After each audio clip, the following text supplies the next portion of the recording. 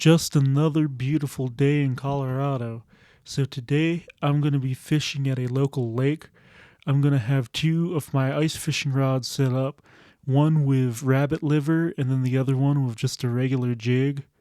And hopefully I might be able to catch a catfish through the ice. The past few days here in town have been really cold. So usually when that happens, you can get about a foot of ice on the lakes in town. I'm just going to be fishing right off this dock here. I've heard a lot of people say that they can catch catfish during the summer, but I've never tried fishing out here during the winter, so I'm really curious to see what happens. In the colder months, catfish aren't as active as they are in the summer. They slow down, congregate in deeper holes, and conserve their energy. That might sound like a bad thing, but hear me out. It actually makes them easier to find. Instead of roaming all over the lake or river, they're chilling literally, in predictable spots waiting for an easy meal to come to them. So where do you find them? Deep water is your best friend in the winter. Catfish like to hang out in areas where they feel safe and can stay warm.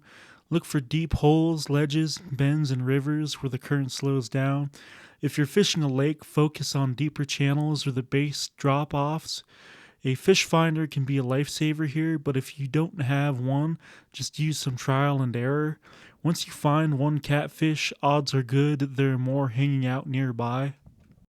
Catfish are opportunistic feeders, even in the winter, but they're not going to chase down a meal like they might in the summer.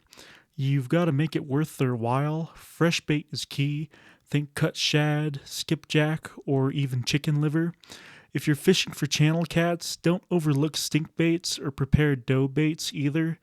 The smellier the better. These fish are using their sense of smell to find food, so you want something that screams, "Hey, free meal!" Patience is the name of the game when winter catfishing. These fish aren't in a hurry to do much of anything, so you've got to be willing to wait them out. One more thing, don't underestimate the power of the sun in winter. On sunny days, catfish may move up slightly, shallower areas to warm up. If you're not having much luck in the deepest spots, try moving a little closer to the bank or targeting areas where the sun hits the water for longer periods. Winter catfishing isn't for everyone. It's cold, it can be slow, and you'll probably question your sanity a few times. But for those who are willing to put in the time, it's incredibly rewarding. Here's a rainbow trout I caught on one of my miniature atomic teasers. I'm not getting any bites off the dock right here, so I'm going to be moving the rabbit liver towards these bushes over here. But my fishing partner is calling me. He says he caught something big, so I'm going to check it out and see if I can get it on camera. It looks like he caught a monster. I can see the line jerking really hard, and by the looks of it, that fish is maybe 14-15 inches, which that's really good for a lake in town.